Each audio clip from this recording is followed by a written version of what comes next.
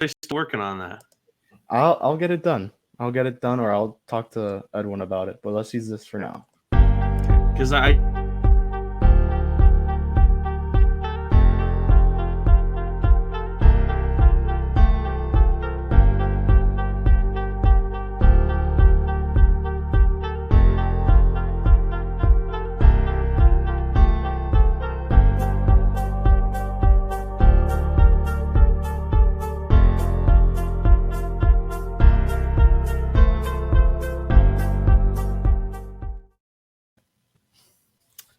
Hey, how's it going, everybody? Welcome to episode 2 of the Lemon City Live Pause Up Podcasts, your podcast for all things FIU athletics themed. As always, I'm Jake Gibson. Alongside me is Kevin Baral, and we have a special guest today. It's our first guest of the show, only 2 episodes in.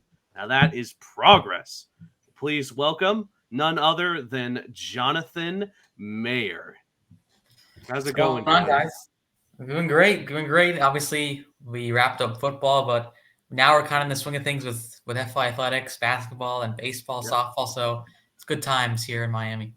Jonathan Mayer is a writer and reporter for Panther Now Sports. He's done football games. He's done basketball. He's done a bit of everything. But his main source of FIU reporting comes from baseball, where he is writer number 1 for Panther Now Sports, and he has been for a while. Of course, I know Johnny very well because he was one of my premier writers when I was the director of sports at Panther Now for the last couple of years. You also do some broadcasting work. I saw that you were able to broadcast the Middle Tennessee game on the radio. Yeah, that was exciting.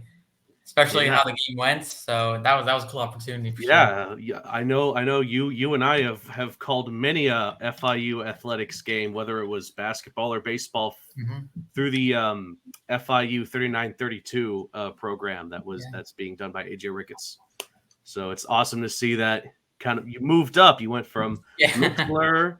All the struggles of connecting and making sure the mics are okay on Mixler. It's a radio. Talking to hundreds of people on real radio. So that's super awesome. So Johnny's going to be joining us today talking about some FIU football starting off.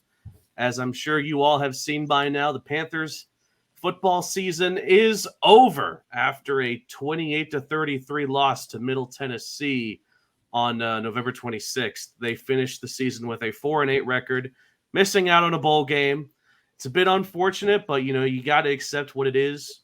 A 4-8 record might not seem that great, but again, keep in mind, take a step back for a second at the last 2 years of FIU football and how Mike McIntyre has gone from 1 win in 2 seasons to 4 wins, including and a lot of those wins, they were no joke. They were not fluke wins. So want to talk to you two today about your thoughts on what you saw in that final game, in that final football game between FIU and Middle Tennessee. Closer. It was a lot closer than a lot of people predicted online. And for the most part, FIU looked really into the game and just came up short in the end. Yeah, 100%. You look at it. I think all of us here did not have FIU keeping it this close against Middle Tennessee. A very good team against a very good quarterback in Chase Cunningham, but hey, the FIU defense kept them in check, and I'll just read out Chase Cunningham's stats out here. I'm looking for them. Chase Cunningham, here we go. 29 for 42, 279 yards, 0 touchdowns. He rushed in for 3, so they limited him to the pass game. Although his receivers did thrive, he couldn't connect to them in the end zone. And then you look at the start of the game. Johnny, you were there. I was there. The 2 fourth down drop, at the red zone, they held them down to 4th downs. They got those 2 field goals. And that was a huge, huge start for the FIU defense, especially when it came down the line where FIU kind of tried to hold down their lead, and they unfortunately cannot. But we have to give a shout out to Hayden Carlson. The type of game he had, man. Although I know it was a costly game at the end with the 4 interceptions, but you go 29 for 52, 414 yards, 4 touchdowns, 4 interceptions. 2 of them were underthrows. I think we could all agree on that one. And then the last 2 basically cost you the game, especially the pick 6, followed by you're kind of in the red zone there. You're going to score most likely, and you got picked off by the same player. I think it was Jacoby Thomas. So Another shout out to Rivaldo Fairweather, who we'll talk about in a I think a more depressing light, but became the main target of this game. Although the wealth was spread, I think we'd agree that it ended up being Rivaldo who had the big game with 8 receptions, 152 yards, 3 touchdowns. The only 3 touchdowns he scored this season, but the last one was amazing. It was basically he mossed the FIU, the MTSU defense there. And then finally, 100-yard receiving game from Dean Patterson. And I want to put the interview with Hayden Carlson. He gets a little emotional after Johnny asked him a question, so I'll put the whole interview in the press conference, and here it is. Hayden, so just talk to Coach Mack. He said that he found out about 2 p.m. today that Grayson would not start. When were you notified that you were going to be starting? Pretty much the same time, 2 or 3 p.m. So it was kind of just a quick thing, but sure. Take with the emotions and feelings on first start. What's going through your mind when you get that information? First and foremost, for sure, I'm just thankful for the opportunity to even have the chance. I gotta thank my Lord and Savior Jesus Christ that He even gave me the opportunity to be on the field right now. I know a lot of kids would love to do that, but I know I definitely have a lot to improve. All those turnovers. We were winning 28-27. I got to put the game away after a pick. That is what it is, but I'm just really thankful to even have the opportunity to start and, yes, sir. Ask about some of the passes in a second, but just one more as far as the emotions and feelings. You've been here 3 years. Obviously, Coach Davis said that had the season extended, you would have played a little bit. Was any just personal satisfaction at least going, man, I'm finally on the field and getting a chance to play? For sure, definitely. There's definitely personal satisfaction there, but I'm just really proud of the team. Just these 3 years going through everything that's been going on, and just the team we have now, I just know the best is yet to come, and I was really thankful to finally get on the field, So. I'm going to ask you about 2 passes in particular. Can you take me through the TD pass to Josiah, and then also take me through the TD pass, not the 75-yarder, but the one where Volo took it off for the guys that took those passes? So Josiah, we called 4 verticals. We have this little wing set with the 2 tight ends on one side, so they went. And Josiah opened up in the seam. I kind of saw him too late. We were talking about it. I almost missed him. It was really close, but no, he ran a great route, and I hit him. I knew he's got sticky, so I know. The tight ends, they always talking about us, feed us, give us the ball, so for sure. And then the one to Valdo, the one in the corner. Valdo, so we line up, and then we split him out. We see if a corner is covering him, which he was, and we just give him a one-on-one chance. We know Valdo's going to come down with it. We're the most confident with him doing that. So yes, sir. And the last one before I went to these guys, the last pick. It looked like, at least from our vantage point, we're down on the field. Yeah. Maybe you were trying to lead him a little bit more to the corner and just underthrew it. Is that what happened? Yeah, I mean, we just on the fly kind of came up with the same idea that we threw in the end zone to Valdo early in the game, where he kind of took it on his head. In the red zone, we were thinking we were going to do that in the middle of the field. They kind of double covered it. Maybe should have extended the play or done something else. I just kind of floated up there, thinking Valdo was going to help me, but it was I definitely should have done something else for sure. Yes, sir. Hayden, obviously tonight, full of emotions. Eric asked you a couple, but when that first touchdown pass connected, just talk to me. What was that like, just finally getting that first touchdown pass on the board? Man, it felt really good, to be honest, 100%. I've been waiting for that for a long time, that feeling. And again, I'm just really thankful to God, that I was even on the field right then to throw that. So. And another thing I want to ask you about, you talk about extending plays. You had a couple plays tonight where, it seemed like you might have been done in the backfield or down, or even out in the open field. You made a couple guys miss. Just talk to me about not only your confidence when you're throwing the ball, but when you're able to get out of the pocket and use your feet. Yeah, I mean, that's been a growing thing for me. I definitely feel like I need to improve in that still. But it felt good making those couple moves. I haven't done that in a while, in a game, in a full stretch of a game. So it's felt good to just play a full game through and through. Win or loss, it was just good to be out there for sure. Hayden, I want to ask you, Dean Patterson. I talked with Dean back in the spring. We talked about you guys are the same team now. Yeah. You start tonight. He has 100 yards, and you have a great game, 414 yards. Talk about being able to finally be on this collegiate field playing together. You guys both played great. That's crazy. My boy Dean, he made so many plays for me tonight, and I'm sorry, but I'm so happy for him, man. He's such a great kid, and just shoot. Sorry. Hayden got one last one for you. It really seems like you have an ability to push the ball downfield. Just talk about that part of the game a little bit. I definitely feel like me and the coaches, like, I do like to throw down the ball down the field a lot, and that kind of comes down to a detriment to me too. But no, 100%, I do like to throw it down the field a lot, and yes, sir. Appreciate it. And there it is, Hayden Carlson. Wow.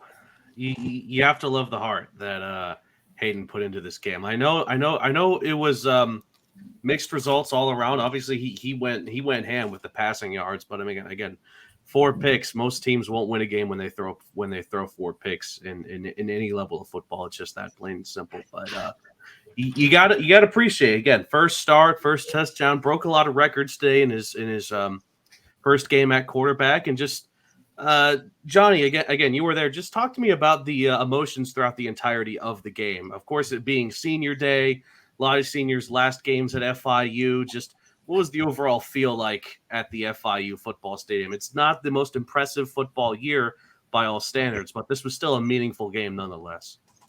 It was, coming into the game, 4-7, in this point, no bowl eligibility, but still you want to get 5 wins, which would be really impressive. But I think a lot of people expected you didn't want to lose this one like you lost the last 3. You wanted to be competitive at least, or either win the game. And FIU did that. We saw, early on we were down 20-0. You were able to get a touchdown to, before the first half, before halftime, get the touchdown, which is really good. And then, the way they played in the second half, but defensively, they were really strong. Valdo, you can see, 8 catches, 150 yards. A lot of that came in the second half. Defensively, they had really good stands, but, I think the emotions were high. They wanted this win so much, and the way they played really looked like they could have carried this one. And down 20 is so good. And then eventually, you're, what was it? I think there was a third down situation with 3 minutes left. A pick comes, and unfortunately, FIU just couldn't hold and lose the game. Yeah, and like you said, he had a lot to prove today, and as he said in the in that press conference, it's been 3 years, and he finally gets the call. Hey, you're starting. Best of luck. Got to appreciate the love and respect that we're able to see. Again, the emotions filling up the tears when Johnny asked that question in the press conference. And maybe it really is too late for him to be the quarterback of the future, or maybe it's just too late to see this team evolve into next year with the players they already have, because we're going to talk a bit more about that regarding the transfer portal. But it does bring hope, momentum and hope. That's what I saw with this game. Yes, they didn't win, but in some ways it really did feel like a win, setting up the scene for next season. I will want to say this offense looked a lot better with Carlson under center against Grayson James. And no knock on Grayson James. He had some great games, the LA Tech game, the Bryant game. We could give those to him. A lot of these wins are thanks to, Grayson James, but man, Hayden Carlson looked good. And I think this is a good way to open this question up. But quarterback competition, Hayden Carlson versus Grayson James. Johnny, do you think this happens?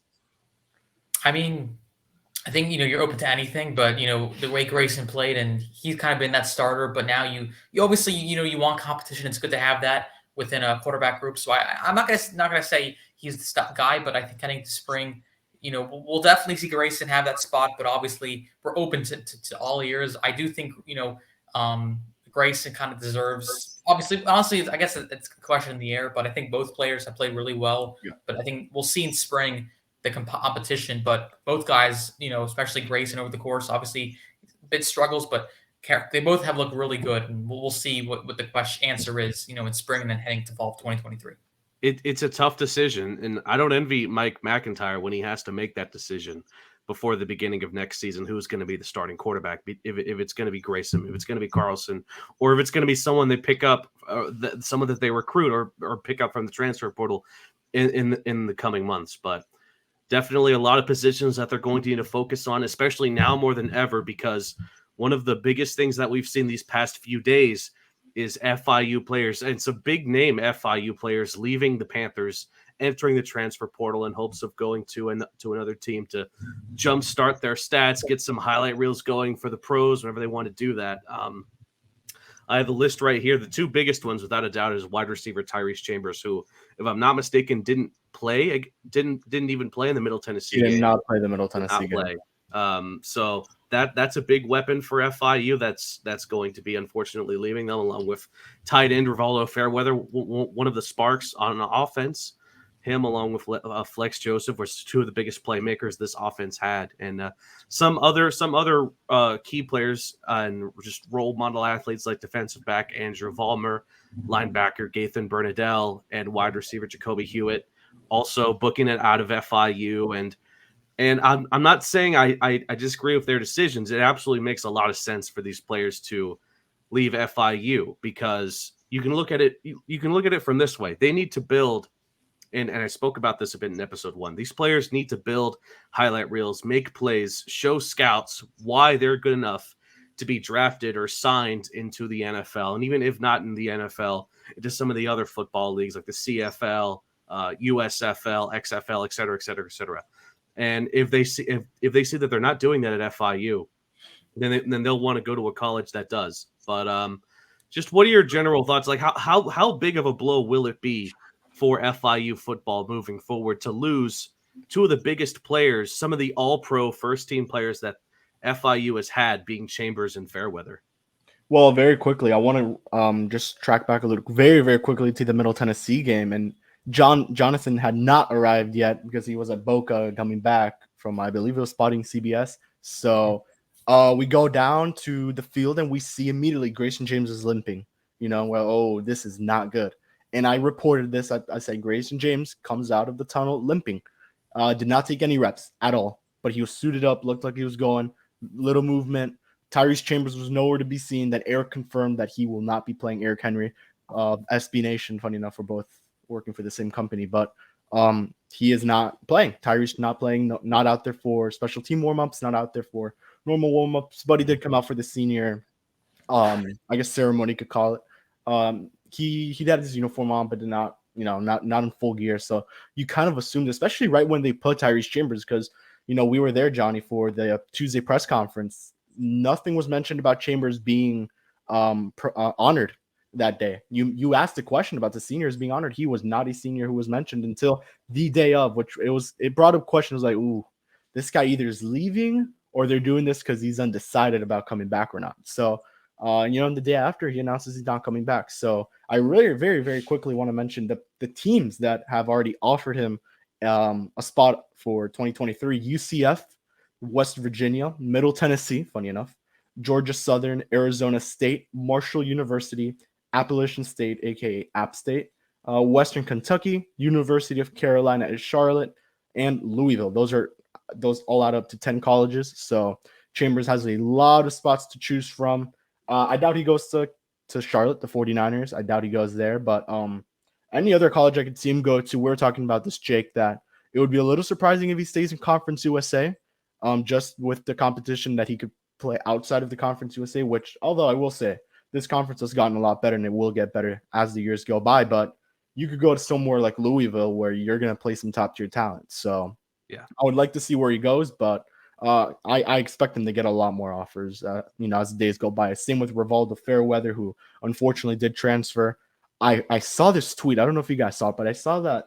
I think this is from Eric Henry, that they said he can maybe play for the University of Miami. And that makes a lot of sense for someone like Fairweather with Will Mallory now out. He's a senior. He's gone. There's a tight end spot open, and Fairweather would make a lot of sense there. He would be getting a lot of the first. He'd maybe be the first target for this team besides Xavier Restrepo on Miami. So, and then the other two names, Andrew Volmar, not surprising at all. 2 years of eligibility left. He could go to a bigger school and see what he does there. And then Gathan Bernadelle, who sucks to see go because he was one of the guys who I spoke with the most, but unfortunately he's gone, and he had himself a nice season. All of these guys wishing them the best. I think they'll go to some great schools, have some great success, and hopefully see them in the NFL soon, or any other league, as you mentioned, Jay. Yeah, and going back to Tyrese Chambers, because Jonathan and I, we had a sort of special connection, you could say, with Tyrese Chambers. Johnny had that really wonderful profile that was published on Panther Now's both website as well as their magazine. I want to say it was during late 2020. I want to say No, 2021. 2021, right. But it was Tyrese was super open, just talking about his journey to get to FIU, coming out of a JUCO college, not much money available, and to break out to FIU, set a bunch of wide receiver records, Conference USA records, and to be just one of the dominant faces of the program for the last few years. To see him go really hurts. It really hurts. And unfortunately, you could have started to make these assumptions after that Western Kentucky game early in the year, shut out 73-0, and then all of Tyrese's all of his decisions on social media to start unfollowing FIU things and taking FIU out of his bio, out of his profile picture, et cetera, kind of felt like the relationship there, at least for me, was starting to slowly dwindle away. And we've reached the ultimatum now where, yes, he's going to go to a different team. And it sucks, I love Tyrese, and I've had the chance to talk to him many times, not just in the post-game interviews, but also just talking about him again with the profile that Johnny was able to do. And that was an award-winning profile, might I add. It won some SPJ awards in the state of Florida for what was it? It was like best sports story for collegiate media programs. Took home gold in that. So kudos to that, Johnny. We'll link it in the bio. Link in bio for that one. It's a wonderful read. I absolutely recommend it. And like I said, to see him go is just absolutely heartbreaking, but I absolutely understand. I understand it and support it 100%. In Mike McIntyre's case, you just got to move on. You have to find the next big thing in the wide receiver. Obviously, South Florida is just teeming with talent in the high school level. There's probably 20 to 30 wide receivers that Mike McIntyre could pick out that would want to play for FIU and would want to give it their all. Maybe they're the right replacement. So, and I was going to add, though, adding to that, you look at what Coach Mac did, into 2022 the season. He went the FCS route, JUCO route. You look at Donovan Manuel, who's one of the top tacklers. He comes from FCS, or Jalen Bracey, another emerging receiver.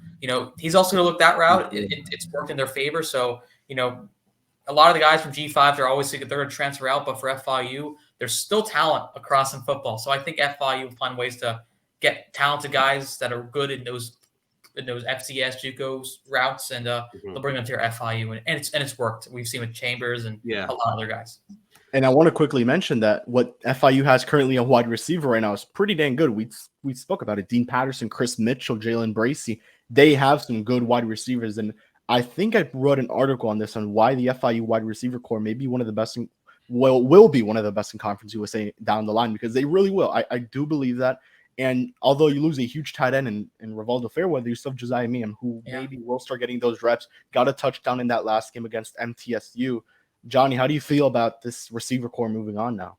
Yeah, I'm really high on this receiving core. Obviously, we lose Tyrese, but there's so many guys that are behind that have like a lot of pedigree. Chris Mitchell, who finally got his breakout year, had really good moments. He was the number 2, kind of saw himself there. Talking about Bracey, Dean Patterson, who I was so high on last spring, and I'm so happy for him to be able to get the 100 yards game to finish off the year. So those guys, I'm going to expect he'll bring in more guys to transfer route, some recruits as well. So this is a good receiving core, and I know that you have a lot of guys that Grayson James had in year 1. You can always expect he'll look even better in year 2 with a lot of these guys that'll probably return with Bracey and Patterson, Mitchell. Moving forward now with FIU football. Before we get to our news break, let's just talk a bit about our final thoughts on the season. Again, I'll reiterate here. Went 4-8, ended the season on a 4-game losing streak. 2-4 at home, 2-4 on the road, 2-6 in the conference. Obviously, the wins were not there to get FIU into a bowl game. Though, to their credit, no one else in South Florida did either. With FAU and the University of Miami, it was just not a great year for college football in South Florida. Just what are your general thoughts on how this football season went? I think it definitely went over expectations. I think FIU is one of the they were on the list of college football teams that went over the projected win-loss record prior to the season beginning. And I can't remember what it was for FIU. I want to say it was around 2 to 3, and they hit 4. Mike McIntyre, again, for his first year, to put up 4 wins with a team that had a fresh coaching staff. The majority of the squad was brand new, either freshmen or from the transfer portal. And just in a program and with an athletic group here in FIU Athletics that is also entering a brand new year, their first year, with, of course, Scott Carr being in the reins now as athletic director. I think FIU has overachieved, and 4-8 might not look like overachieving, but again, you just have to keep in mind about what this program currently is. And with that said, I do think that this was a pretty good season for the FIU Panthers, all things considered. Yeah, and another player we have to give a lot of props to is Lexington Joseph, also known as Flex Joseph. He had a great season. I mean, 108 attempts, 536 rushing yards, 5 touchdowns, 5 per average. This was maybe the most used part of the offense, the running back core. EJ Wilson, Keyshawn Owens, who I think we'll see more of next season, and then Lexington Joseph. I mean, you have to give props to what they've done there. Unfortunately, the offensive line was extremely banged up throughout the season. Very little experience on there, very, very young guys. I mean, FIU was one of the youngest teams in Conference USA, so makes sense to see that there. But, I think now with a full year of experience, that running game will definitely, flourish a little bit more under that offense. I like the play of Grayson James, as we mentioned prior. I really did like what I saw there. I guess Tyrese Chambers had his worst season in FIU, but I mean, still pretty dang good season for what the numbers were there. Receiving core took a huge step forward. I'm excited to see what they'll do next year. And I think a lot of media outlets were saying FIU would not win a single game this year, and they proved them wrong right away with that win against Bryant, and it ended unfortunately with a loss against MTSU. But there's a lot to be excited about. This defense showed that they are for real. I mean, especially that last game against MTSU. We looked at that one, holding Bryant State to how they did through those overtimes. The LA Tech game going into 2 overtimes. I mean, FIU has some studs on this team, and I'm super duper excited to see what they'll do next year. And finally, we'll have a full chance to cover the full season. So I'm excited for that too on my personal end. Yeah, I'm just adding on, before I give my thoughts, I want to give a shout out to Sean Peterson Jr. He had a really good season. 6 sacks for him this year. And mind you, he was a running back his first 4 years, and he finally made the switch to linebacker. That's one of the best decisions I think that Coach Mack, gave to him. And you see that he can really be a dangerous guy in Conference USA. I think he'll have a really good year next year. But overall, my thoughts, look, you said it, you guys said it, most people thought this team would win 1 game or no games. And they were able to win 4, and they won 4 with 4 games left in the year. Obviously, we would have loved to have a bowl opportunity. We had a shot to, but still, it's got to be realistic. Yeah, but I think it's 4 games in year 1 of a build is really good to see. But yeah, we just started. I think next year you want to go for that bowl game, and a lot of guys that got their first couple snaps. They're obviously going to play way better in year 2. Grayson James is back. A lot of guys are back, and I do think this team is going to be really good. And then we also have a recruiting cycle for Coach McIntyre. So a lot of things are building up, but overall, a good season to start, to build with, and just exciting for what's to come under Coach Mack. And I want to mention, this time Coach Mack will have a lot more time to recruit. Last season, he came right away and had to get going right away. And he actually slept in dorms for a couple of weeks. He slept in dorms. I saw the press conference. So Lakeview South, I can tell you, Lakeview South. Yeah. It was a wild time for Coach Mack, but he'll have his own time now. And thankfully, this process would be done. I think in a lot more patient manner. It'll be a lot more patient for him, a lot slower for him. It doesn't have to be with this pressure and quickness that he had to do it in 2021. So I'm excited to see what's to come there. So let's do something real quick with FIU football. Myself, Kevin, and Johnny, let's go over what we think the highest point of the season was and what the lowest point of the season is. And I'll go first. I think the highest point of the season for FIU football was their win against Louisiana Tech on October 28th. It was coming off a very impressive road win against the Charlotte 49ers, and it was a Wild game, lots of scoring, went to double overtime to determine who won the game, but it was the FIU Panthers that came out on top. On a 2-game winning streak, there was just momentum to give for the FIU Panthers. Unfortunately, it didn't turn out the way we wanted, but it was just still a great feeling that maybe Mike McIntyre really can turn this thing around, beat some conference opponents. That's something that the Panthers haven't done in years. And the lowest point of the season, I think it would be easy to say the Western Kentucky game, right? Losing 73-0 on the road, statistically the worst loss in FIU program history. But that's not my lowest point of the season. I think the lowest point of the season was actually the loss at home to FAU. And I know the FIU rivalry has not been on the Panthers side in a very long time. Last win against the Owls was in 2016. But this was the most even matchup, in my opinion, between FIU and FAU record and statistic-wise in a very long time. And FIU, that game looked incompetent. They did not look ready to play.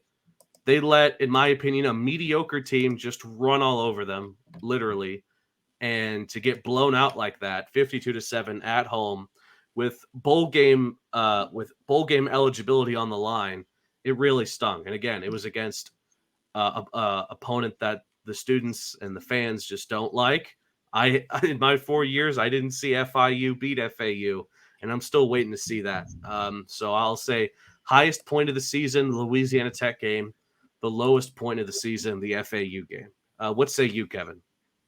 All right, so I'll agree with you. Louisiana Tech has to be the highest point of the game. I mean, you're just a couple games away from bowl eligibility. You have to feel good about yourself. And then the lowest point, I had FAU, but I'm gonna change it up. I'm gonna be a little bit different here, and I'm gonna go with the UTEP game when they lost that one. You lost bowl eligibility right there. It's like, oh dang, after such highs that this team was going on. Unfortunately, it was on a 2-game losing streak, but you could have beat UTEP. I mean, you had a good chance at it. I mean, the odds weren't the best, but you always have to go in there thinking that this team has a good chance of winning each game. And although FAU was probably the lowest point of the season, UTEP was probably as low there or just a little higher. But I will go UTEP. You lose your bowl eligibility. The guys are down. Mac is probably down. And going into Middle Tennessee, kind of playing for nothing just to see what this team could look like in 2023. That is kind of, I think, the low point for me there in this season. But, yeah. What say you, Johnny? Yeah, I'm going to agree with you two. The La Tech game was the highest moment. We were 4-4, into that game. And, yeah, it was just good thrills. I remember I was on the field when they finally got that stop to win the game. And just you could feel all the excitement and buzz, like, we're 2 games away from bowl eligibility. Like, no one could have thought that, and we just felt really good. But I got to say, honestly, the lowest point was that Western Kentucky game because, 7-3-0 is not great at all. And look, the team could have said, "Hey, we're done." Like, who cares? Like, they could have quit, but they fought. If I'm correct, the week after they beat Mexico State, they got their first FBS win in 3 years, the first road win in 4 years. Like, and they kind of kept fighting, but. That Western game was not great to watch, but was a moment in this program of we have young guys and they're going to improve each and every week, and we saw the improvement go along over the course of the season. That and looked like this team did not look like the Western team that they played in what was it, week 3? So completely different. And last thing for FIU football, let's go over our MVP of the Panthers. It can be a player, it can be a coach, it can be whatever. But for me personally, I'm going to give the MVP of this FIU season to Flex Joseph. I'm gonna give it to Lexington Joseph. He was the spark on offense, even through FIU's worst games this season. He still had great numbers, led the team in pretty much every rushing stat, and he was even up there in receiving as well. I think Lexington Joseph has done more than enough to earn a spot on the either first team or second team Conference USA roster. And like I said, he was a spark. There were some low moments in this season that we talked about, but even through those low moments, Lex Joseph has sort of secured that spot into being one of the best running backs in the conference. So, Kevin, who's your MVP? Ooh, I think I may be stealing Johnny's guy here if I say this guy, but I'm gonna go Sean Patterson here. And man, he had a nice season. The 6 sacks Johnny mentioned, just the story behind, his story coming up to FIU. I believe he was a walk-on. You could correct me if I'm wrong there. He gave a story in one of the Tuesday pressers. I believe it was right before the FAU game, or that one. So, or the one after, who knows? But yeah, I'm gonna give it to Sean Peterson. I had a couple other guys in mind, Rivaldo Fairweather. You could even give the MVP to Mac McIntyre for what he's done to change this program. And you mentioned coach, it has to be McIntyre, but I'm gonna go Sean Peterson here. I'm sorry if I stole your guy, Johnny. Oh no, I was actually between one other person, but I'll do coach and player. That works. Okay. Right, player Gaithan Bernadelle. Okay. He transferred out today, but he had a really good season defensively. 103 tackles, 1.5 sacks. If I'm correct, he had over 100 tackles. This is the first time in like 3 years for an FIU's history. He had a really good season. He was like this linebacker core was really solid this year, and I was glad to watch him play. Unfortunately, he's transferring out, but he was looking good. And you said it. I think MVP coach is Mike McIntyre.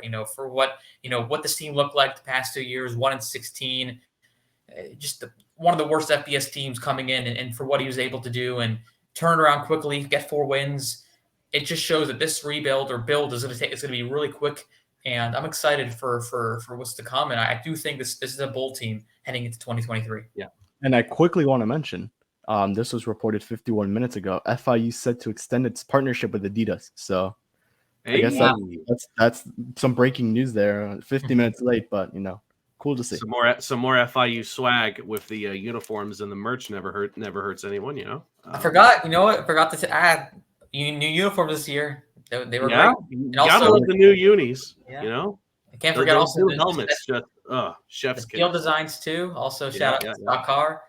That Vice design. The Vice. That Vice design. My goodness. Yeah. And so just like that, the road to the 2023 FIU football season begins. I believe their first game is on Thursday, August 31st at home against the Maine Black Bears. I'll be there. That'll open up the season in 2023. So the road to that has begun. And just like that, it's time for a Pause Up podcast news break. I'll take over and go over some news around the world of FIU, Conference USA, and so on and so forth. Let's start with some brand new head coaches in Conference USA football, starting off with our rivals to the north, FAU. The former coach of Texas, Tom Herman, has accepted the FAU job and will become the brand new coach for the Owls effective next season. The Owls did not make it to a bowl game, so he will begin his journey with the Owls next year. He's going to replace Willie Taggart, who was fired after the 5-7 start, or the 5-7 season. What's interesting about that is that Willie Taggart Jr. is still on the team. FAU football even tweeted out a happy birthday for Willie Taggart Jr., like a happy birthday post only a few days after after his dad was fired. So that's a bit interesting. But new coach for FAU, now following in FIU's footsteps of sort of rebranding a bit, and we'll see where that takes them now. Hopefully no better than us. And UAB, this was actually announced only a couple of days ago, but the University of Alabama Birmingham is hiring former NFL quarterback Trent Dilfer as their head coach. He's replacing their former head coach. Let me just get my statistics here. Trent Dilfer, by the way, was actually prior to this the head coach at Lipscomb Academy, which was a high school in Tennessee. He not really any real relation to UAB, but it really feels like the Jeff Saturday move with the Indianapolis Colts to hire a player with pretty much no, aside from high school, no coaching experience in the collegiate level or even the professional level, though I believe Trent Dilfer did work for ESPN, the Monday Night Football crew, for a few years as well. So those are the two big coaching hires in Conference USA. Moving on over to National College Football, the Rose Bowl has agreed to a deal that will help allow the college football playoff system to expand from 4 teams up to 12, beginning as early as 2024. This will pretty much secure spots for most conference champions to compete for the coveted college football playoff trophy. And I've always been a big believer that 8 was the perfect number for the college football playoff. I'm okay with 12 as well. It's a bit complicated, but as you do, it's going to be interesting to see how the college football playoff and bowl game system moves forward now that there's going to be so many more games involved in deciding who is going to be the ultimate champion of college football year in and year out. And one last story for the news break. It's a recent one. T.Y. Hilton, arguably the best FIU football alumni ever, former receiver for the Indianapolis Colts. I say former because he recently removed the Indianapolis Colts from his Twitter bio. And this, as we saw with Tyrese Chambers, this usually means that T.Y. Hilton is definitely on his way out. He's been T.Y. has pretty much been in free agency hell with the Indianapolis Colts, is not currently on the active roster, and it's been rumored that he will be signing with a new team in the coming weeks. And this is likely the first sign of that. As always, removing your team from your Twitter bio, that's just the big sign these days that you're out your way. So that was the Pause Up podcast news break. So let's get into the next part of the show, which is going over this past week in Conference USA. Let's go over the scores here. As we discussed earlier, Middle Tennessee knocks off FIU 33-28. The big game that happened this week in Conference USA that we need to quickly talk about. Western Kentucky with a dropping a heartbreaker on the FAU Owls in Boca Raton by a score of 32-31, knocking the Owls out of bowl game eligibility and causing the Owls to inadvertently fire their head coach. An absolutely crushing loss for the Owls that makes the FIU season just feel a little bit better. And the University of North Texas at home took care of the Rice Owls a bit closer than we predicted last week by a score of 21-17. Rice has not had a great season. The University of North Texas has. So to see the score this close is a bit shocking. UAB puts up 37 against the Louisiana Tech Bulldogs. This was the only game this week in Conference USA that was not decided by one score. It was a 2-possession lead for UAB, ending the game there by a score of 37-27. And then the UTEP Miners put on a valiant effort against their rival UTSA Roadrunners, but come up short in the end, losing by a score of 31-34. And it's University of Texas San Antonio and North Texas competing in the Conference USA Championship. So a really great week for some high quality football in Conference USA. And again, that FAU game, oh my goodness! If you haven't seen the highlights, it really is worth checking out how that game ended, and the aftermath of that game is even crazier. I want to get to Johnny here. He was there. He was spotting for CBS. Yeah. What were your thoughts on that game? Yeah, that was a close game. I mean, it's surprisingly Western Kentucky, they couldn't. I thought they would. I won't say blow up, but take care of business, but. It was a hot day on a Saturday in Boca. It was FAU made it close. If I'm correct, FAU, they had I think it was a 46-yard field goal by the freshman kicker. If he made it, the game's over. He just barely made it, went all the way left and went to overtime. And then FIU got the points, and then Western got the points. They went for a 2-point conversion, and in the end, the Hilltoppers took the win. And disappointing loss. I think both teams played very well. I think FAU actually played better than Western Kentucky, but sometimes FAU's been that type of team. I think a lot of their losses this year have been decided by a couple points, and is what it is. But they move up to the American Conference, and they're no more Conference USA for football. They are. Yeah. FAU is one of the conference teams that are heading to the AAC. So it means that the Sugar Bowl is no longer a guarantee. I'm sure for the next few years, maybe. Well, I know that the Sugar Bowl will restart in 2024. So we'll have that back. And I want to ask, this is the end of N'Kosi Perry and FAU, right? Or does he have another year of eligibility? I think he exhausted it. I think this is it for N'Kosi. So it's time to find the former Cane. Yeah. All right, speaking of conferences, let's go over this week in the conference championship. It is conference championship week. And with Johnny and Kevin here, I want to go over our predictions for how we feel this weekend will go for some big name opponents. A lot of top 25 teams battling to secure potential spots in the college football playoff, or at the very least, some very nice bowl games. Let's go down the list. Here, who we're all taking this week. Let's start off with, of course, Conference USA, which will be on Friday at 7:30. Can be watched on CBS Sports Network. It's North Texas and UTSA, the Roadrunners. Again, 2 straight years in a row that they're going to be competing for that Conference USA championship. I'm going with the University of Texas San Antonio in a very close one.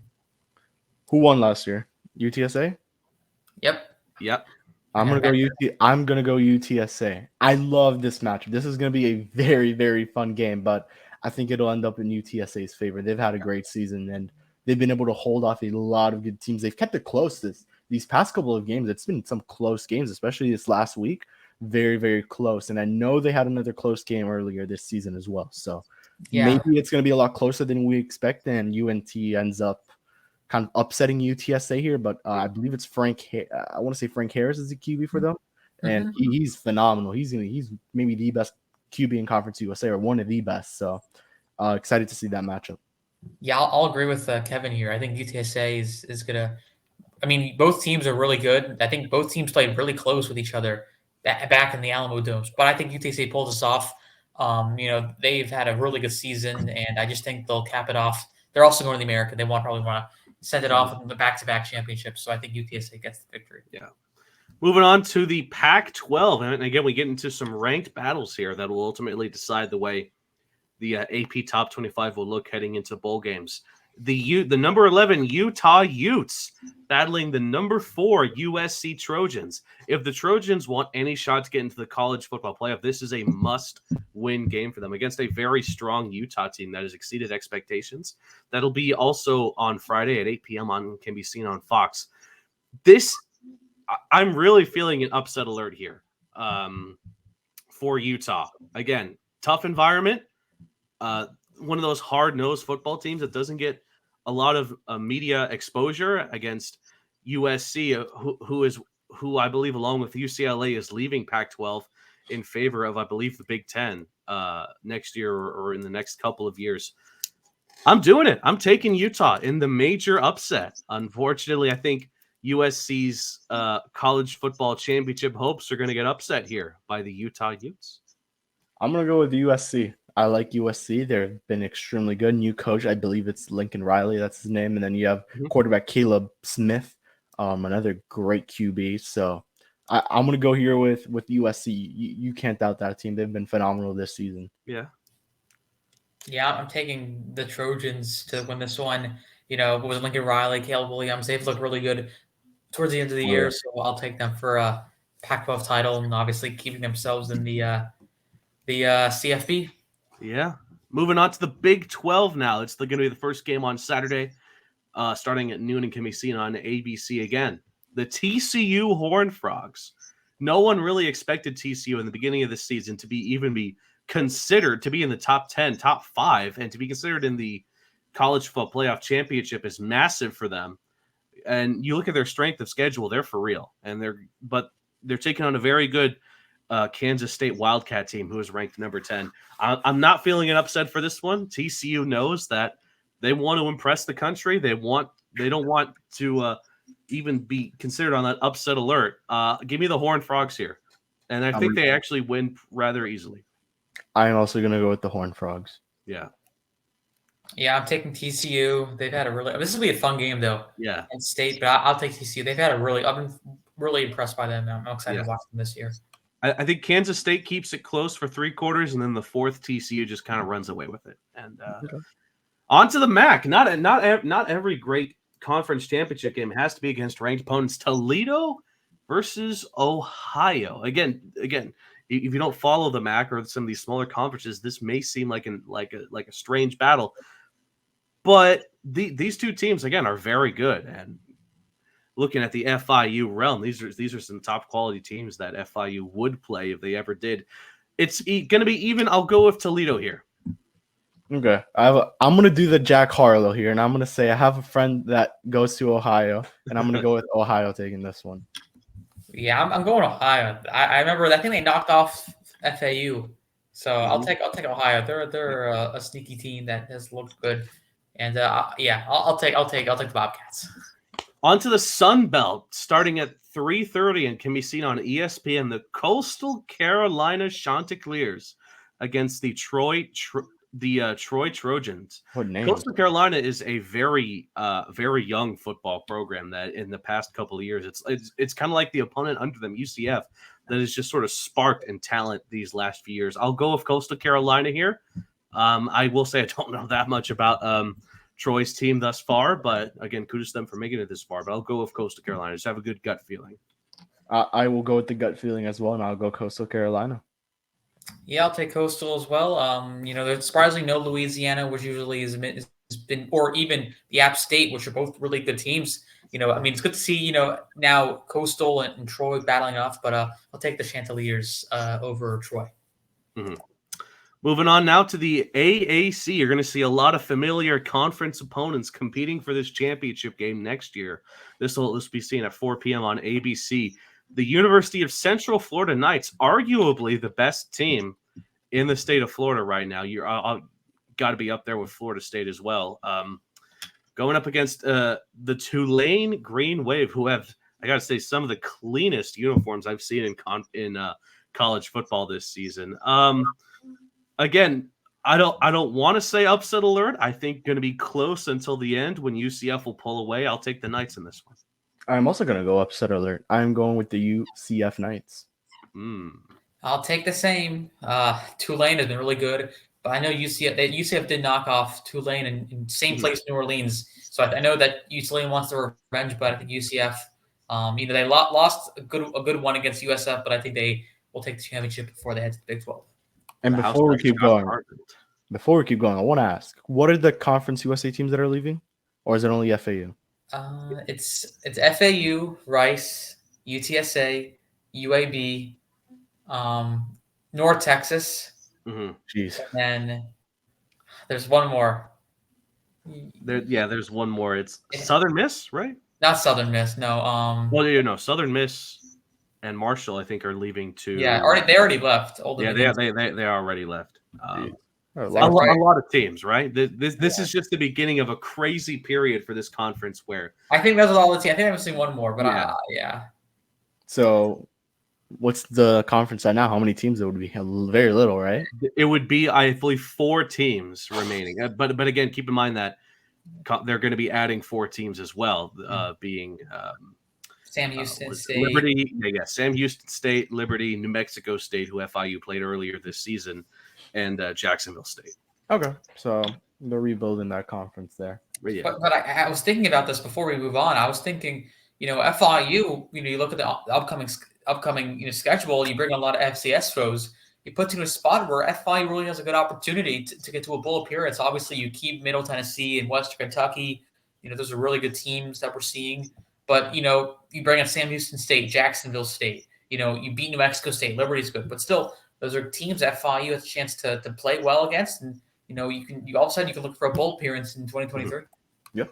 The other opponent was Charlotte, by the way. That is heading to the AAC. So it's UAB, FAU, Charlotte, North Texas, Rice, and UTSA. It's so weird that Charlotte would go after their season, Yeah. It would be nice. I forgot. It was Charlotte. That was the one that left behind. It's weird. After the season they had, the changes they have had to go through, they would leave Conference USA, which I'm not going to say it's not a hard division to play, an easy division to play in, but it's a little bit easier than the other ones, I would say, at least. Yeah. Moving on, we have 5 more games on Saturday as well to decide conference championships. Going up, starting off with the Mountain West at 4 p.m. on Fox, the Fresno State Bulldogs and the Boise State Broncos. Again, 2 schools that don't get that much media attention and don't get that many broadcasted games. But I like what I'm seeing with Boise State. They have that crazy blue turf that they're known for, and they put together yet again another great year, another great not talked about year. Give me Boise State. I'm also going to go Boise State. Yeah, Boise State. I have not watched a single minute of Mountain West football, but I'll take Boise State in this one. All right. Moving on now to the SEC. This is one of the bigger games available at 4 p.m. on CBS. The LSU Tigers, ranked number 14, versus the top dog in the country, the University of Georgia Bulldogs. I've loved what I've seen with Georgia. They're having one of those amazing years people talk about for a while. They're just a complete team. They're a complete team, and I think they're going to put a pounding nationally on TV against LSU. Give me Georgia. No chance of an upset here, in my opinion. I'm gonna go Georgia, but I was like, oh, maybe a small upset alert here, but no, I'll take Georgia. I'll take Georgia. I'll go with the safe pick. Yeah, I think we know how these SEC championships goes, but yeah, Georgia, the Bulldogs, reigning champions, they'll take this one against the Tigers. How crazy is it that we haven't seen Alabama in this for a while now? It's true. We can't. Well, what was that? It was the Alabama heartbreaker. Yeah. LSU got the win. Onto the SWAC. Southern. Love the Southern logo, by the way. The powder blue and yellow. It's like the Chargers. Oh, my God. Anyway, the Southern Jaguars versus Deion's team.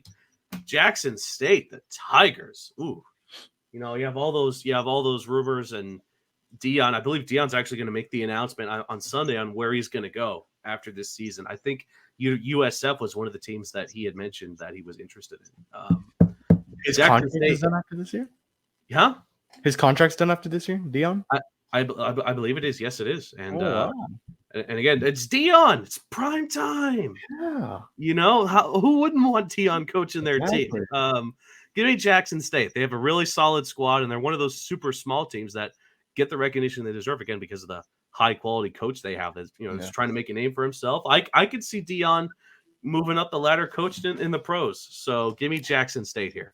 I'm also going to go Jackson State. Deion, they have a very nice team, and they've also been very good with their recruiting. I think they got one of the top players in the nation this past season.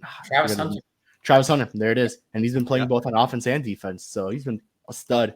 And I do believe he may go to UCF. I think that is the team that I eventually believe Deion will go to. I also think he'll have a say in, I think it's the stadium construction, so that's what he wants. So, yeah, give me Jackson State. Yep, I'll take Jackson State. They've been, dominating the SWAC. Deion Sanders obviously does a great job with that. But yeah, I do think obviously I think he'll obviously go to another FBS school, but I think this time he will send it off happy with a championship for Jackson State. Mm-hmm. Moving on the list, only two more left. The ACC, Clemson versus North Carolina. I actually watched in full the other day the game against the Tar Heels and NC State and the Wolfpack. I really was not that impressed with North Carolina. I know they had some great games earlier this season. You saw what they did against teams like Miami. But Clemson, again, it's one of those dominant teams. The ACC it's just struggling for some competition against Clemson for a while now. I'll take the Tigers here. Yeah, I'm taking Clemson here. Yeah, same. They had a little dip last year, but Clemson's kind of back on the wave, and I think they get their next coastal title coming up Saturday. Yeah. Saturday.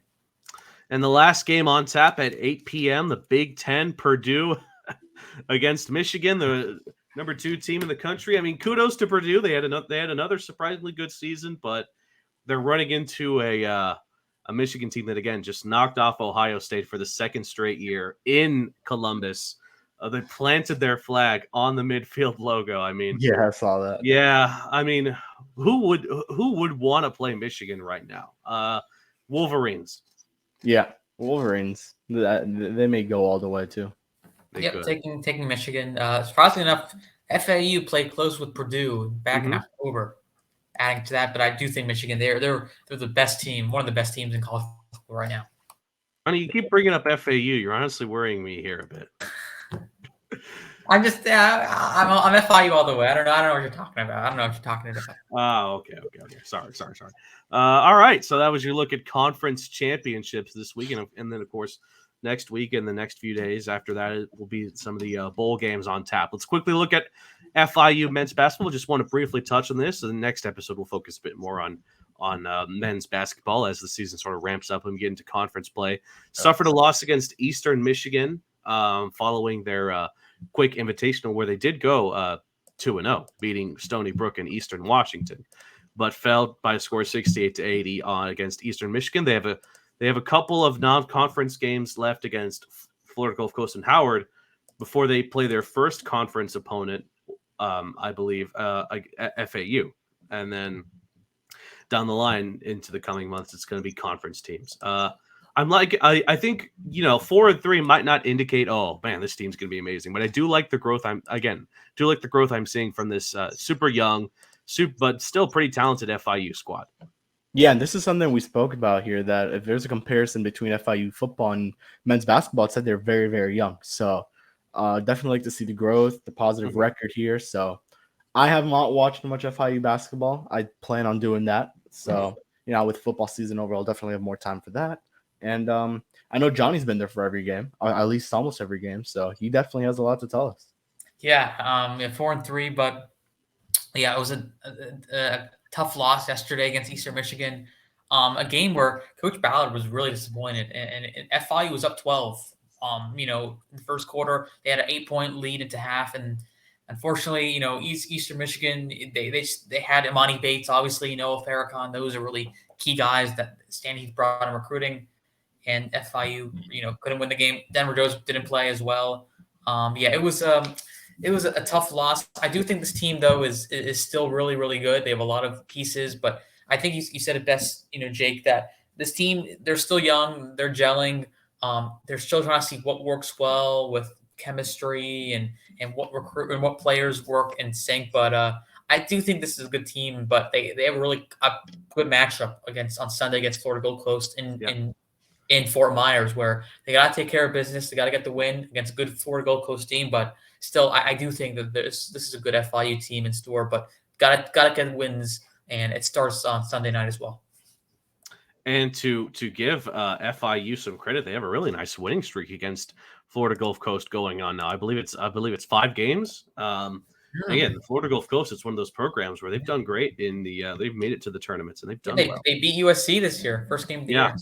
So we'll see where that takes us. And again, it's a young team, but some great haymakers. Again, you have players like Javante Hawkins, Seth Pinckney, and Kravakovich that we've seen last year. Again, their growth and their development into some of the stars that FIU has now. So again, a recent loss, but still a 4-3 record going up against Florida Gulf Coast this Sunday, December 4th at 6 p.m. can be seen on ESPN Plus. All right, Johnny. It wouldn't be a Jonathan Mayer podcast if we didn't talk a bit about FIU baseball. And Rich Witten, the brand new coach for the FIU Panthers, has some ties to South Florida, but has spent the last few years at Virginia Commonwealth. Will be replacing the GOAT, Mervil Melendez, and will hopefully get the FIU baseball team back on track here. Just when you first heard the news, what were your thoughts? Were you expecting Rich Witten to be the guy, or who was under your radar for the next coach? I know you didn't want to admit it, but yeah. Honestly, I was kind of thinking a guy like him who's young, up and coming, and he has a lot of energy and good vibes around him. So I think that was a great hire Scott made, and he's 34 years old, one of the youngest coaches in all of D1 baseball. I like what the direction he's going to bring with this program. I did go to what was the Blue and Gold World Series like 2-3 weeks ago. Some free baseball to watch. Who doesn't love that? I'm excited for this team. I think just a new sense of direction for this program, a new voice. Rich brings that. I'm excited. Obviously, we're like 2 months away till season starts. So I guess you all guys, and hopefully I can talk more baseball then. But I like what they have. I know Alex Sanchez is back for another year, and he's a guy that he's a potent star in this lineup. Bring some good transfers in. I know they brought a guy from Miami, Mikey Rosario. So they have some good stuff going. I'm so excited for baseball. But I guess hoops is our thoughts now. Baseball will come soon, but I'm excited for baseball season coming up. I have to start doing my baseball research, so you're going to be helping me a lot out here, Johnny. Of course. Man, it sucks that they didn't try to go for Jeff Conant as the head coach. He was there 1 year with FIU. That was cool. Now Conant is bumped up and is back with the Marlins. That's cool, man. I'm so happy for Jeff. And shout out to Jeff. Though I do want to briefly discuss this time. Johnny and I, when I believe it was right after Conant was announced as joining the FIU baseball staff. Johnny, you and I had like a private meeting with Merv as well as Jeff. I believe Liam and Adrian were also there, and shout out to Liam and Adrian. And we just had some great conversations with both Jeff and Merv. And at the end, as we were wrapping up, I quickly said to Jeff, "Hey, so what are your thoughts on the Marlins? Just Miami Marlins. Just what do you thought?" And he gave me a look that he wanted nothing to do with the Miami Marlins. That he like pretty much brushed the question off. He was like, "This is 2021." Yeah, this is right after he was hired. This was the Jeter then. Jeter was still there. Okay, that makes sense then. Because let's be honest, he's a short guy. He said, "Oh, I don't know many players on the roster. I don't even know what the name of the damn stadium is." And to see him now, I'm blessed and humbled to be joining the Miami Marlins. He's excited. Great to see that transformation. We sent one of our guys out there to talk to him on the Thanksgiving food drive. He's pumped. I'll tell you that much. He's happy. I don't know if you guys listened to a podcast he was on very, very recently. If not, I'll send that to you guys. But he spoke a lot about what he wants to do with Miami now, help out in the minor leagues, visit the affiliates. His son is on that on the minor leagues still. Griffin Conan. He's in AA. So let's hope he does not get picked up in the Rule 5 draft, which I believe is this week. So I don't think he will. Highly unlikely with the extremely high strikeout rate, and but the immense power is there. So. That's the good thing about Griff. So we'll see what happens, but I'm excited. Jeff is back with the Marlins. For the ones who have not know me on pause up here, I cover the Marlins for Fish Stripes. So I'm on this stuff every day, and it's fun. And we'll probably talk. We'll sneak some Marlins talk every once in a while. Of course. Rich Witten, by the way, used to be an assistant for the University of Miami back in, I believe it was 2014. That's his tie to the South Florida area. Yeah. I was going to say, matter of fact, this year, I think they played Miami 4 times. They used to play them 2, but they'll play them 4 times, 2 at home, 2 in Coral Gables. That's another thing to add on. So that's going to be cool. Yeah, it's going to be sweet. Yeah, I remember when you and I made the trip to I want to get this right. It was Mark Light Field. Right at Alex Rodriguez Park, something like it's something like that. It's like one or the other. It's something. Yeah, their milkshake slap. Got to give them credit. Their milkshake slap. Yeah. All right, is it NFL time? I think it's NFL time. You want me to take this over so I can? Yeah, sure. Sure thing, Kevin. Go for it. All right, Johnny. We're gonna do some NFL predictions here. We go down each game, and we're just gonna see who wins and loses. Then we'll look very, very smart for the picks we make, and then we'll look very, very dumb. So we're recording this on Thursday. Patriots Bills still going on. So 17-7. Okay. At this very moment, Bills ahead. Bills ahead. We want to predict that, or what's the move? No. I mean, the Bills are going to win. Let's be honest. Yes, duh. I mean, right. Now this is the prime time game. Prime time game of the week. A scary team. The Bills. Yeah, they're very good. Alrighty, the real game of the week: Dolphins versus 49ers. Jake, who you got? Ooh, I'm still shocked this was not flexed to the night game. I know Miami's game next week against the LA Chargers has been flexed to Sunday night, which is pretty dope. Love that cup, Kevin. I saw the cup the first time. I was like, damn, that's a cool cup. Was that from the ballpark?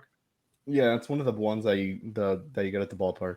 That looks like a stadium cup for sure. Those are the ones that you just save and yeah. Anyway, it's gonna be really dependent on if Austin Jackson and Teron Armstead can somehow get back into the lineup and play against San Francisco. They have you have Bosa on that team on the defense, and then you go on the offense and you see all the haymakers they have. Jimmy G, who was having one of his best seasons, like an underrated great season with San Francisco. But I have faith in the Miami Dolphins, right? And recently, we've seen what Bradley Chubb has done. He has resurged this Dolphins defense, and both teams, I believe, come into this game on winning streaks. It's going to be a super, super high octane offensive game. I don't think Tua is going to struggle. I think Raheem Mostert, obviously a welcome back party for him, along with Mike McDaniel as well. Let's not forget. Yeah. It's and Jeff Wilson, former team. Yeah. I really do think the Dolphins have what it takes to knock down the San Francisco 49ers on the road. But the dreaded but, I don't know. I feel like between both teams, their momentum levels, I think San Francisco has the more momentum heading into this game because of obviously you have the monster that is Christian McCaffrey on their team. If Miami's offensive line was perfectly healthy, I would feel like they can do it. But I just have this bad feeling that Teron Armstead and Austin Jackson won't be ready for this game. And because of that, I'm going to have to go with the 49ers here in a close one. It's going to be close no matter what. Yeah. Just the amount of storylines that, get into this game. McDaniel coming back. We don't know if Christian McCaffrey and Deebo Samuel will play. They're questionable at the moment. So yeah, I pray Christian McCaffrey plays. Number one, because he's on my fantasy team and I really need him. Oh, and fantasy, right. And number two, Christian McCaffrey's a fun player to watch, and I want to see what Miami could do against someone like him. So I'm still gonna go 49ers here. I think this will be an extremely close game. This should have been the Sunday night football game, in my opinion. But you know what? It's okay. We get an earlier time. We get to watch it earlier. That's nice because we don't have to wait all day. But I'm still going Dolphins. I'm going 49ers here. I think the Dolphins will suffer their first loss in the Tua Tagovailoa 2022 season. Keep in mind, every game he started and finished, he is 8-0. He is undefeated. So just keep that one in mind. And then Johnny, who's your pick? Well, the fan in me, I'm going to say Dolphins. I mean, okay. The first time, like, you think of in a while where, they actually have difficult games coming up, no Texans, obviously it was a little close second half. Texans, a little scary there. Texans, no Browns. Like, we got a good team, a team that, look, Kyle Shanahan, he knows what Mike McDaniel does. This is like, think about both these coaches know what each coach's weaknesses or strengths are. So this is going to be a game where it's going to be really, really tight, but weapons wise, I think this is evenly. Yeah. I just think from a coaching perspective, both they know each other like from so much, but I'll take the Dolphins a little bit more. Just the defense step up. That's my only thing. The defense, I think they were a little bit sloppy and didn't care in the second half against the Texans. They played well in the first half, but I think the defense has to step up and kind of stop what the 49ers are trying to do on Sunday afternoon. And I want to mention, this could be a very, very low scoring game. You mentioned it, Johnny. That's true, yeah. These coaches know each other extremely well. They will be countering plays like crazy. That's how I see it happening. And these guys have been together in Washington, in Denver, in where else they were? San Francisco. These guys know each other extremely well. This Kyle Shanahan coaching tree has been extremely successful, and that's how it's been with McDaniels. I want to give a shout out to Kyle Shanahan, who has had a very good coaching tree. Let's be honest. The Bill Belichick one has not been the greatest. This one has been the Kyle Shanahan one. So, yeah, unfortunately, I think the Dolphins will go to 8-4. There's no playoff clinching scenario for Miami this year. I mean, this game anyways. So, nothing to really worry about. A win would be nice because I believe then after you kind of have a shot at clinching AFC East. At some point, you got to have a chance to clinch it. So it'll be soon. Any last words, Jake? You want to? The last thoughts here is that this is a playoff. This feels like a playoff game. This is a massive game. Super Bowl. Dare I say Super Bowl preview? 100%. Right? This could end up being the Super Bowl. Let's be honest. But it's a big game, and for these big games, you need to have big time experience, right? And you have a more veteran coach of Kyle Shanahan, and again, players like Christian McCaffrey and Jimmy Garoppolo, who, God, he almost won a Super Bowl. He was so close to winning a Super Bowl, Jimmy Garoppolo. Yeah. The experience in these big, massive games really, really does matter. And I think that's the really big advantage that San Francisco will have in this game. But I want to say this, and I'll counter this. You mentioned experience with coaches. Mike McDaniels beat Bill Belichick. He beat John Harbaugh. He's beat Mike Tomlin. He's beat some damn good coaches. Sean McDermott, Buffalo. So yes, experience, but man, Mike McDaniel has gone against the odds, and he has pretty much beat down some teams that you would expect the Dolphins to lose against at the end of the day. Yeah. But you still make a good point. The 49ers have the experience when it comes to playoff, Super Bowl, time played in the NFL. They're the more experienced squad. Tua, not the most experienced QB yet. He will make the playoffs this season. Yeah. And Miami will get that experience. They'll all have a year under their belt for that one. So I'm still gonna go San Francisco. I think that's a clean sweep. Oh no, Johnny went Dolphins. All right, Steelers, Falcons. I'm gonna go the Falcons. I like Atlanta here a lot. I know Steelers are a gritty team. They remind me of what the Miami Heat culture is a little bit, how the Steelers are, but I'm going Falcons. I just like that. This NFC South, I want it to be more interesting than it is already. So Falcons here, and they'll move on to 6 and 7. Jake, who do you got? The Steelers to the Heat, comparing the Steelers to the Heat is a comparison I never would have guessed, but the more I'm thinking, I thought of it just now, man. You're onto something here. Maybe I'll go Falcons. I'll go Falcons in this one again. They're at home, even though I'm sure the Steelers Nation will travel well. I'm liking what I'm seeing with Marcus Mariota. Again, maybe he might not be the best passer in the game, but his pocket presence and just the ability to scramble and make some big plays happen, you got to love it. And Atlanta is pretty much the only team in the NFC South that can really give Tampa a run for the money down the stretch. And I'm still not sold on Kenny Pickett. I don't want to say bust. I really don't want to say bust. They of course had the win against Indianapolis on Monday night, but we'll see down the line if that win is really credible again with Jeff Saturday as the brand new coach there. I'll go Atlanta here. All right, Johnny, who we got? Ooh, I'll go against. I'm taking Pittsburgh. Ooh, not so bad. Johnny with the lead torso energy. Down Tampa in overtime last week. They're a little riding high a little bit. I think that this Pittsburgh, Kenny Pickett's still he's a little iffy, but I do think that the defense will find some way to prevail, and I think they pull it off. It'll be a close game. I do think low scoring affair, but I'll take Pittsburgh in this one. I think Mike Tomlin has the upper hand against the young coach for Atlanta. All righty. Broncos versus Ravens. This is actually going to be a very interesting matchup. No, it's not. Come on. It's the Broncos. Look, hear me out. The Ravens just recently lost to the Jaguars. So they're kind of on a low here. I do believe the Broncos are horrible. They may be, I know there's the Texans, but these guys may be the second worst team in the NFL.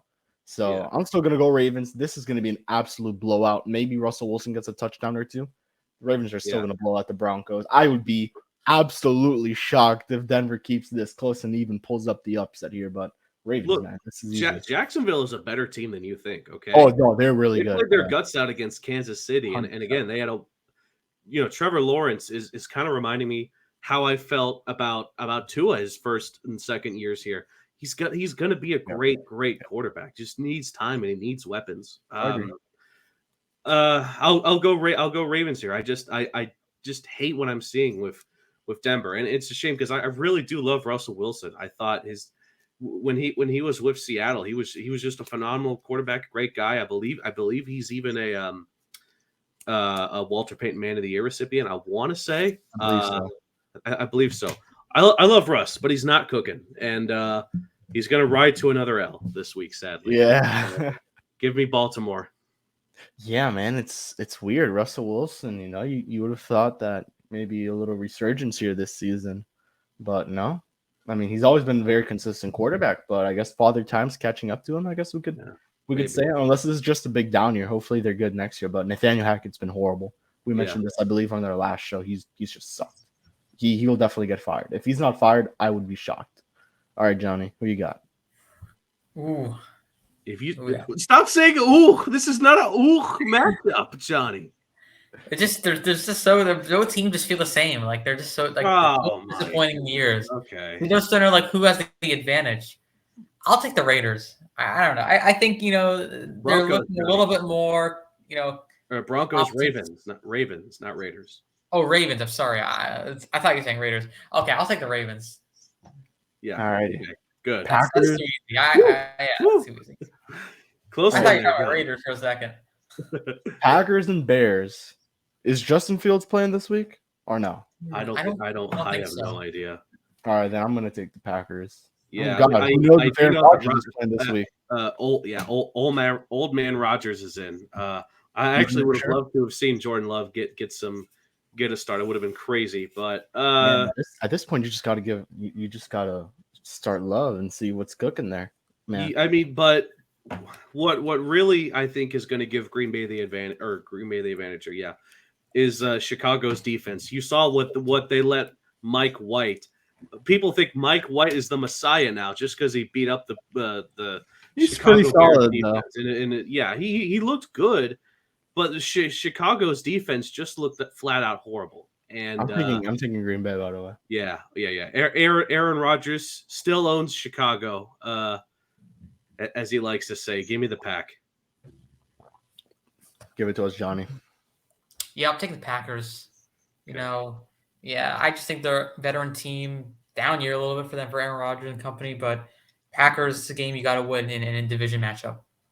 All right, next game, the battle of the two teams that are pretty fun to watch: the Jacksonville Jaguars and the Detroit Lions. Ooh, I love this. This is gonna be fun, man. This is gonna be a good one. This may be one of those games that I'll have to rewatch the highlights of. Yeah, no, I don't think anyone's gonna watch it live, but everyone's gonna want to watch the highlights after the game. Yeah. And this is gonna be definitely one of those games you want to watch on the red zone as well. But I'm gonna go Lions. I like what Jared Goff has been doing these past couple of weeks. He kept it extremely close on Thanksgiving week. They would have been 5-6, kind of still in the hunt for a playoff spot there. They still currently are technically, because the NFC has just not been that good this year for some reason. But yeah, give me Detroit. This is a fun team to watch, man. Their defense with Aiden Hutchinson has been pretty good. I know they're one of the worst fantasy defenses, but I mean, with Aiden Hutchinson has just been one of the better rookies in the NFL this year. Just unspoken of because of, Sauce Gardner, how good he's been, the George Pickens, I believe, the other rookie there. So, man, give me Detroit with this one. Oh man, the Lions are absolutely a better team than what their record of 4-7 might say. If Dan Campbell remembered what timeouts were, they would have beaten Buffalo. I feel confident in that in Thanksgiving. Okay, so both teams are 4-7. It's in Detroit. It could be a coin flip, but between Jared Goff and Trevor Lawrence, I know Trevor Lawrence has been balling as of late, but I do have a bit more faith in Jared Goff to in this matchup. Give me Detroit. All righty, Johnny. Yeah, they're Detroit. I'm taking Detroit. They're a very good 4-7 team. I think last week Buffalo. Best Thanksgiving game with Detroit in a long time. That was a fun game. Yeah. So I'm taking Detroit. That team is scary. They're going to be a legit next year. I just think this year, that they've been playing close games, but they'll take it to another level next year. So I'll take Detroit this Sunday. This is the game of the week. This Real? is What? Huh? No. This one I'm about to mention right here. The Cleveland Browns facing off against the Houston Texans. The return of Deshaun Watson. If you have the Cleveland Browns defense on waivers, pick them up because they may be dropping some big points against Houston here. Now, could this be the upset game of the week? Deshaun Watson, maybe not, 100% in terms of game speed. He only played, one game in the preseason against the Jacksonville Jaguars. That's about it. He's been out. I'm taking the Texans. They will get a win against the Cleveland Browns. This is my upset. This is my upset game of the week here. This is it. They will spoil Deshaun Watson's first game back. He will be 0-1 as a Cleveland Brown. Wow. So first thing, there's so much to think about for this game. With all the media circulation, with everything that Deshaun Watson has had to listen to and deal with this during this season, he's not going to be 100% ready for this game.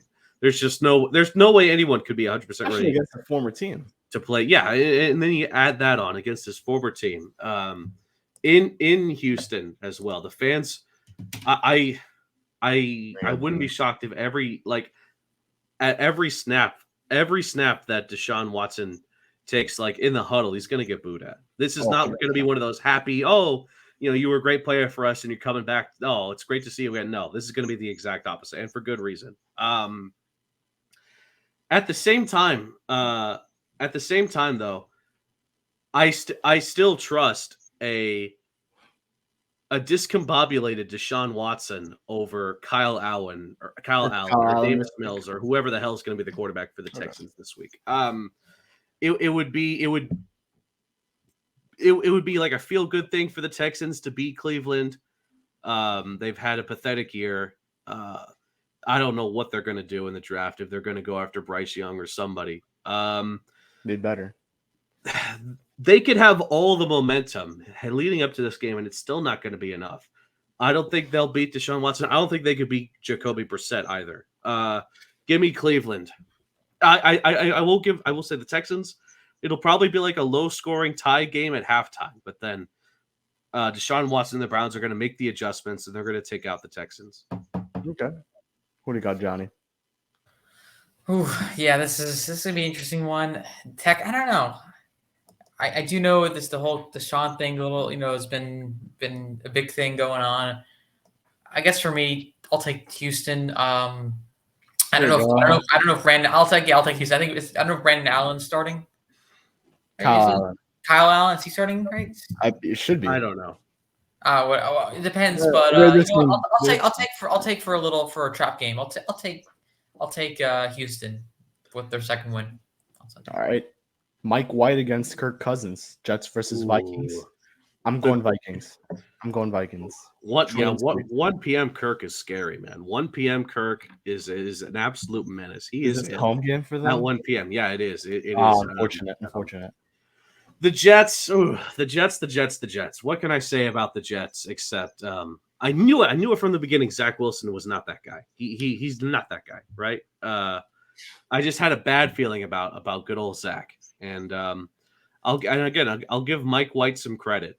He looked really good against the Chicago defense, but I don't think he's going to look as good against a tough Minnesota defense. Again, Minnesota is one of those teams that they're 9-2 record. They had a nice win against New England on Thanksgiving. I'll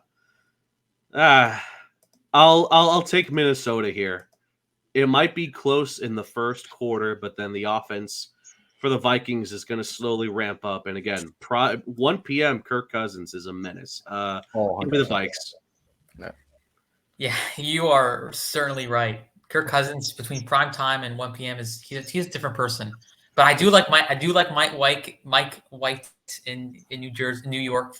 Getting a little revengeance, but I'll take Kirk Cousins in Minnesota. They've been really good this year, and I think they'll continue on strong, and they'll get the win, secure it.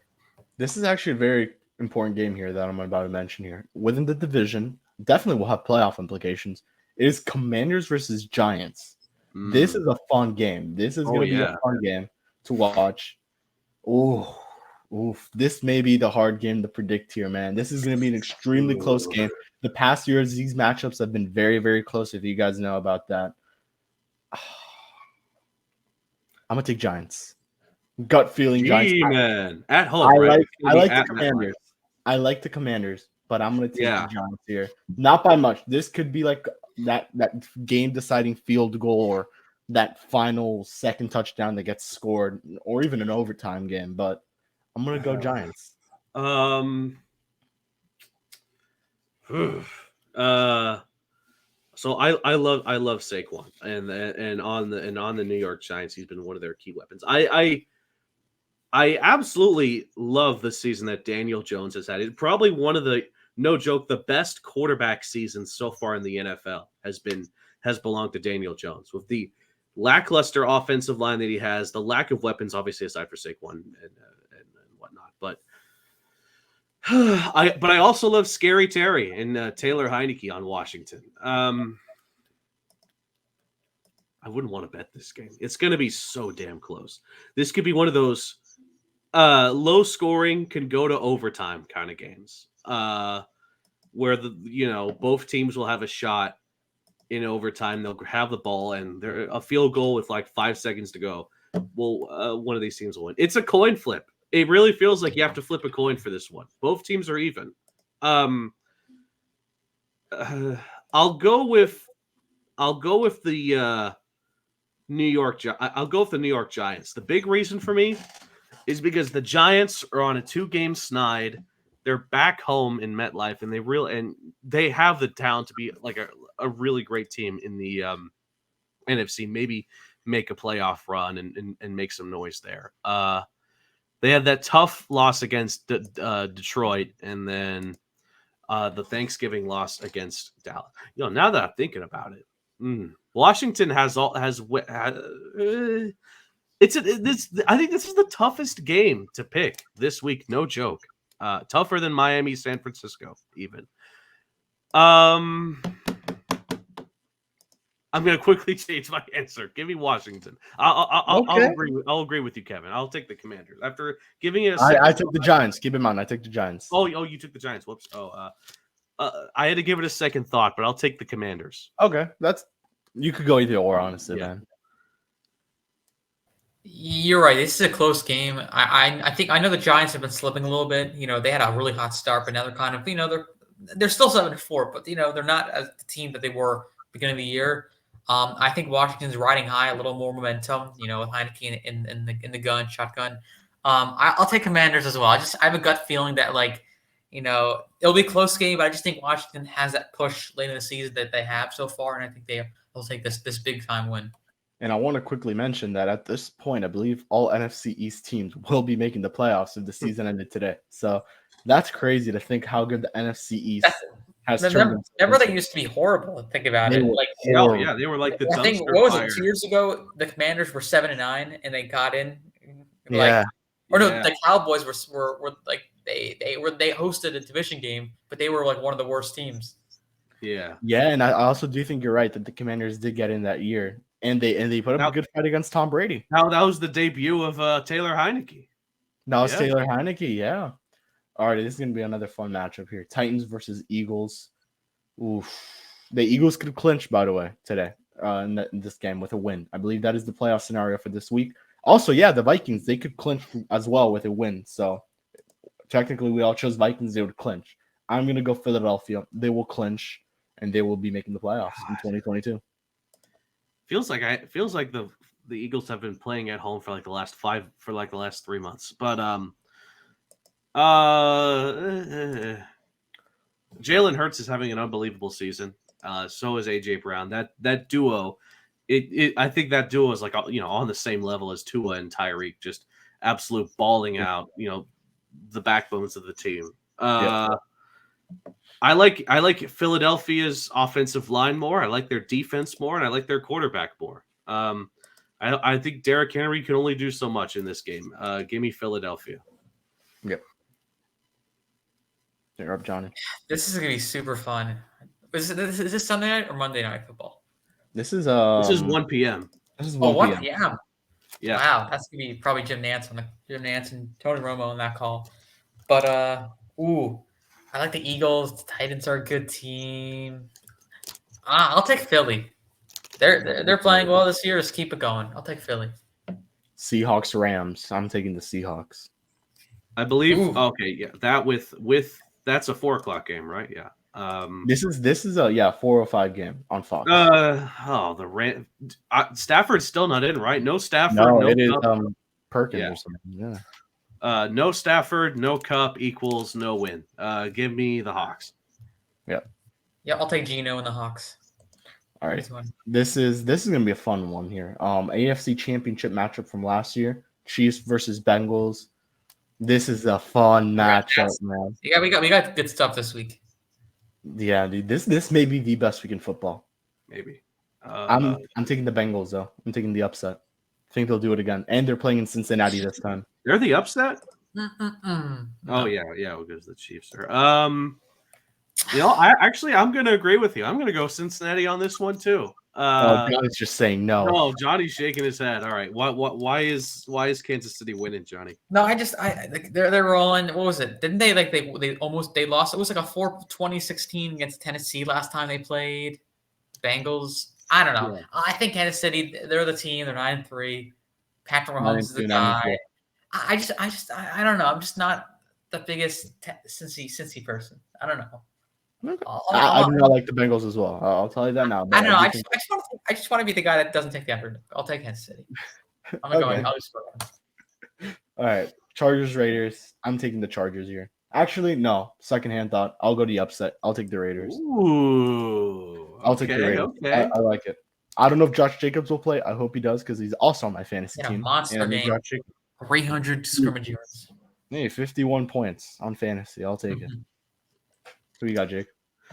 I don't know if Denzel Perryman's going to be in this game for Las Vegas. Regardless, the Chargers got very lucky with their win against Arizona. They just grazed by that game. It's close. There are a lot of close games this week that could really go either way, depending on a last-minute drive. But I have more faith in Los Angeles, but though not by much. I think Herbert has had a good season, but he has not had a great season, in my opinion. He's been good, but he hasn't been great. But I think he's been miles better than Derek Carr and the rest of the Raiders offense, though. So I'll take the Los Angeles Chargers. Okay. Yeah, I do remember that. Remember that game last year? The final. It was the final game of the season. Oh yeah. I don't know. I do think the Raiders they're playing more better. As I said, I confused the Raiders and Ravens. So I think I took the Raiders. I'll take the Raiders over LA. I don't know. I think the Raiders they're looking like a team that they should have been early into the season. Yeah, 100%. Colts versus Cowboys. Jeff Saturday's what is it? His third game. I wanted to see this story where Jeff Saturday leads the Colts to the playoffs, but little by little, just doesn't look like that'll happen. I'm taking the Cowboys. They'll go to 9-3. I still don't understand why this game was not flexed out. This is a Sunday night game, and this is. Well, it's the Cowboys.